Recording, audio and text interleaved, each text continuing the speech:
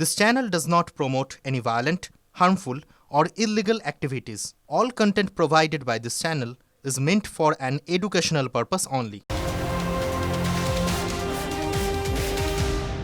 টিভি9 বাংলা স্বাগত। Full and final নিয়ে আত্রের সঙ্গে রয়েছে আমি শর্মিষ্ঠা। আত্রেই ২৬ নির্বাচনের আগে এসআইআর একটা বড় ইস্যু হতে চলেছে রাজ্যের শাসক দলের কাছে, আর সেই কারণেই রবিবার দিল্লিতে মমতা বন্দ্যোপাধ্যায়, কারণ সোমবার মৃতদের পরিজনদের নিয়ে নির্বাচন কমিশনে মুখ্য নির্বাচন কমিশনার জ্ঞানেশ কুমারের সঙ্গে বৈঠক রয়েছে।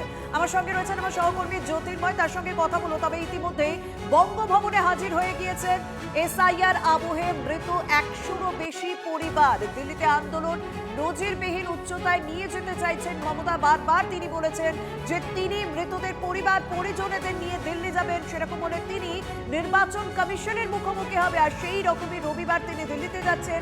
সোমবার মৃতদের পরিবার পরিজনদের নিয়ে নির্বাচন কমিশনে বৈঠক হওয়ার কথা রয়েছে। নির্বাচন কমিশনে মুখ্য নির্বাচন আধিকারিকের সঙ্গে মুখোমুখি হওয়ার কথা তৃণমূল নেত্রী মমতা বন্দ্যোপাধ্যায়। এসআইআর নিয়ে মামলায় নজর সুপ্রিম কোর্টেও, কারণ সুপ্রিম কোর্টেও সেই মামলা রয়েছে। আমার সঙ্গে রয়েছেন আমার সহকর্মী জ্যোতির্ময়। আর সোমবার তৃণমূল নেত্রী তথা মুখ্যমন্ত্রী মমতা বন্দ্যোপাধ্যায় নির্বাচন কমিশনে মুখ্য নির্বাচন আধিকারিকের মুখোমুখি হওয়া এই মুহূর্তে দাঁড়িয়ে কতটা গুরুত্বপূর্ণ? দেখো, ঠিক গত ১ মাস আগেই অভিষেক বন্দ্যোপাধ্যায় তিনি নির্বাচন কমিশনে এসেছিলেন এবং যে দাবিগুলি তিনি জানিয়ে গিয়েছিলেন সেই দাবি পরবর্তী ক্ষেত্রে সুপ্রিম কোর্টের শুনানিতে মান্যতা পেয়েছে। স্বাভাবিকভাবেই যে নজর আমাদের থাকছে যে মমতা বন্দ্যোপাধ্যায় তিনি যখন মৃতদের নিয়ে এখানে আসেন সেই সময়তে তার রাজনৈতিক কর্মসূচির পাশাপাশি সুপ্রিম কোর্টেও এই বিষয় নিয়ে আলাদা করে পিটিশন ফাইল হয়েছে যে এসআইআর প্রক্রিয়ার কারণে বহু মানুষের মৃত্যু হয়েছে, বহু পরিবার ক্ষতিগ্রস্ত হচ্ছে। স্বাভাবিকভাবেই একদিক থেকে রাজনৈতিক লড়াই, সমান্তরালভাবে আইনি লড়াই। এই মুহূর্তে দিল্লিতে বঙ্গভবনের বাইরে আমি রয়েছি। এখানে প্রায় ১০০র বেশি পরিবার ইতিমধ্যেই তারা দিল্লিতে এসে পৌঁছে গিয়েছে। তারা দিল্লির দুই প্রান্তে দুটি বঙ্গভবনে যেমন তারা রয়েছেন, এর পাশাপাশি একাধিক জায়গায় তাদেরকে রাখা হয়েছে।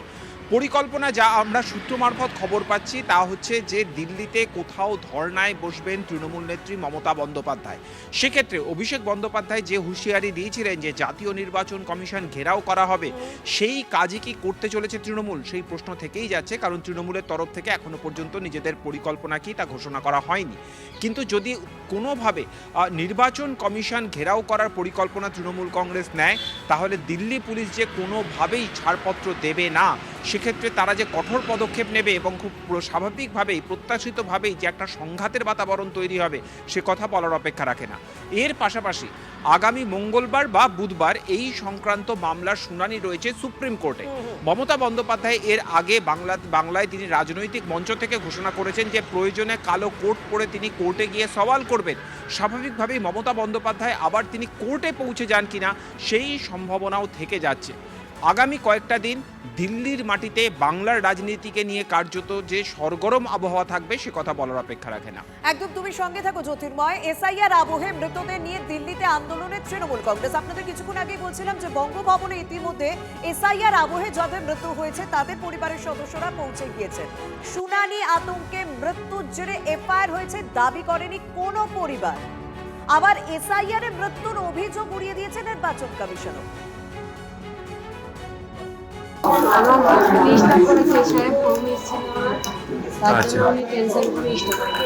আচ্ছা, মুর্শিদাবাদে কোথায়? দমকল থানা, বাড়ি ফতেপুর। আচ্ছা, আপনারা কি করবেন দিল্লিতে? দিল্লিতে আমাদের ডাক করেছে, কি করবো, আমাদের ক্লিয়ার হয়নি। আমাদের তো কিছু তো কাজ দিতে হবে, কারণ আমাদের তো মাথার উপরে ছাদ চলে গেছে। মুর্শিদাবাদ। আচ্ছা, কি হয়েছে আপনার পরিবারে? পরিবারে বলতে আমার কাকু এসআইআর বিএলও কাজ করতে মারা গেছে। আমরা কি নাম? মোহন শেখ। আচ্ছা, কোথাকার থেকে এসেছেন আপনি? মুর্শিদাবাদ, কান্দি। অর্থাৎ এসআইআর আবহে যাদের মৃত্যু হয়েছে তাদের পরিবার পরিজনের বক্তব্য শোনালাম, যারা ইতিমধ্যে দিল্লি পৌঁছে গিয়েছে এবং তাদেরকে নিয়ে আন্দোলনে সামিল হওয়ার কথা রয়েছে তৃণমূল কংগ্রেস। কিন্তু এই যে শুনানি আতঙ্কে মৃত্যু হয়েছে এবং তার জেরে এফআইআর হয়েছে, এরকম কিন্তু পরিবারের পক্ষ থেকে কোনো পরিবারের পক্ষ থেকে দাবি করা হয়নি। আবার এসআইআর এই যে এই সমস্ত ব্যক্তির মৃত্যু হয়েছে সেই অভিযোগ কার্যত উড়িয়ে দিয়েছে নির্বাচন কমিশন। কারণ তারা বলছেন এসআইআর এ মৃত্যুর কোনো প্রমাণই মেলেনি, এমনকি ময়নাতদন্ত বা এফআইআর এসআইআর রিপোর্টও জমা পড়েনি দাবি জানাচ্ছেন নির্বাচন কমিশন। জেলা শাসকদের কাছে বারবার রিপোর্ট চাওয়া হয়েছে যে কাদের কাদের এসআইআর এর আতঙ্কের কারণে এসআইআর এর শুনানির আতঙ্কে মৃত্যু হয়েছে, সেরকম যদি উল্লেখ থাকে সেরকম তাহলে রিপোর্ট দেওয়া হোক, কিন্তু সেই রিপোর্ট চেয়েও সাড়া মেলেনি বলেছে নির্বাচন কমিশন। দিল্লিতে তাহলে কিসের ভিত্তিতে আন্দোলন হচ্ছে? স্বাভাবিকভাবেই বিরোধীরা এই প্রশ্ন তুলছেন। এই আতঙ্কে আর কি খাওয়া দাওয়া বন্ধ করে চিন্তায় দুশ্চিন্তায় আর কি ভেঙে পড়ছে, মানে ফাঁসি দিয়ে মারা। আপনারা থানাতে কোনো অভিযোগ করছিলেন লিখিত? থানাতে না অভিযোগ করিনি। আপনারা কমপ্লেন করেননি কেন? কমপ্লেন করেননি কেন? কমপ্লেন বলতে কি দেখেন, ওনারা মানে পুলিশ তো এখানে আসছেই, হ্যাঁ হ্যাঁ ঠিক আছে, হ্যাঁ আসার পর তো যা যা করণীয় যা যা হওয়ার তো তা তো হয়ে গেছে। হ্যাঁ হ্যাঁ তো এখানে আর কমপ্লেন কি কমপ্লেন করবো? টিএমসি করি, আমাদের দল সবাই আসছে, আমাকে আশ্বাসও দিছে পাশে আসি, থাকবো সারা জীবন আসি, আশ্বাসও দিছে, এই আশায় আমি চলছি। মানে আপনাদের নেতৃত্ব যারা আসছিল তারা যেহেতু আশ্বাস দিয়েছে সেই জন্য আর আপনারা থানায় অভিযোগ করেন না, তাই তো? মানে ব্যাপারটা কি তাহলে? এটাই তো ব্যাপার, এটাই। আমি চাই আমার স্বামীর যদি একটা ভালো কাজ হয়ে যায়, হ্যাঁ। খুব ভালো। আচ্ছা, না এটা কি আশ্বাস দিয়ে গেছিল কিছু? হ্যাঁ, বলে গেছে। কারা বলছিল? টিএমসির লোক বলে গেছিল। বলে গেছিল? ছিল কলকাতা থেকে, উনি বলে গেছে আচ্ছা আচ্ছা, যে আমরা সে আছি, হুম, একটা কাজের ব্যবস্থা করে দিবে। এখন জানি না কবে দিবে, কিন্তু আমাদের সমস্যা আছেই এখন। এটা তো এর মধ্যে দুটো শ্রেণীর ঘটনা আছে। একটা হচ্ছে যে যারা বিএলও বিভিন্ন কারণে তাদের মৃত্যু হয়েছে, আমরা সিইও অফিস থেকে জেলা শাসকদের বারবারই বলেছি যে যারা এই কাজ করতে করতে যারা মারা গেছেন তাদের পোস্টমর্টম রিপোর্ট এবং অন্যান্য রিপোর্ট পাঠাতে, যাতে তাদের পরিবারকে সাহায্য করা যায়। এটা এবং যারা শুনানি কেন্দ্রে আসার পথে বা শুনানি কেন্দ্র থেকে ফেরত যাওয়ার পথে মারা গেছেন, এরকম কিছু কেস হয়ে থাকতে পারে, কিন্তু এটা তো শুনানির সাথে যোগ এস্টাবলিশ করা খুবই ডিফিকাল্ট যে এটা শুনানির জন্যই তিনি মারা গেছেন, এমনিতেও মারা যেতেন কিনা বা অন্য কোনো কারণে মারা যেতেন কিনা, এটা তো এখান থেকে বলা সম্ভব নয়। মানে আমাদের পক্ষে, আমরা তো কোনো এরকম রিপোর্ট কোনো জেলা শাসকের কাছ থেকেই পাইনি এখনও, কিন্তু যদি পাই তাহলে ডেফিনেটলি আমরা ইলেকশন কমিশনের সাথে টেক আপ করবো।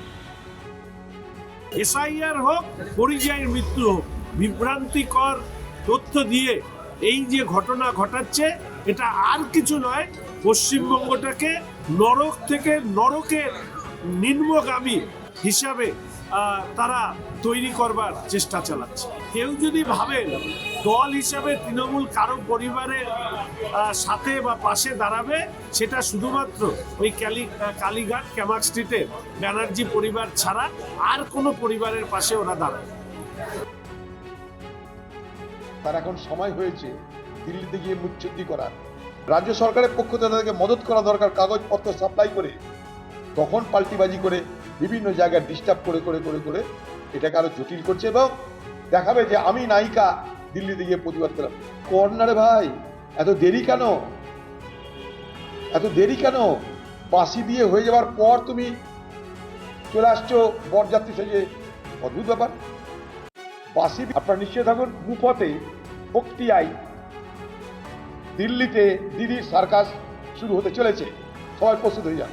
দিদি যাবে গণেশ কুমারের কাছে, গণেশ কুমারকে জ্ঞান দেবে, বেরিয়ে এসে ভারতবর্ষের মানুষকে জ্ঞান দেবে।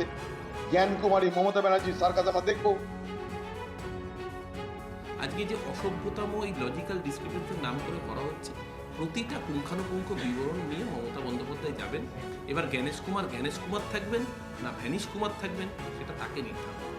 কমিশন তো কার্যত বিজেপির চাকর বাকরে পরিণত হয়েছে। নির্বাচন কমিশন বৈঠকে ফল মিলবে না যতক্ষণ না মালিক অর্ডার দেবে তার চাকরকে সেই মতো কাজ করতে হবে। তাই খুব স্বাভাবিকভাবেই নির্বাচন কমিশনের ভূমিকা সারা দেশে প্রশ্নের মুখে, এখানেও তার ব্যত্যয় হচ্ছে না। আমাদের কাজ সেই জায়গায় গিয়ে, দরজায় গিয়ে জানানো, নাহলে আদালতের রাস্তা খোলা আছে। আচ্ছা, কি এই আবহে অধীর চৌধুরী, কংগ্রেস নেতা অধীর চৌধুরী, তিনি একটা বিস্ফোরক দাবি করেছেন। তিনি বলছেন গণেশ কুমারকে ম্যানেজ করতে দিল্লি যাচ্ছেন তৃণমূল নেত্রী মমতা বন্দ্যোপাধ্যায়। বৈঠকের ভিডিওগ্রাফি করার দাবি করেছেন তিনি। মমতা ব্যানার্জি দিল্লিতে গেছে অনেক কিছু তাল নিয়ে।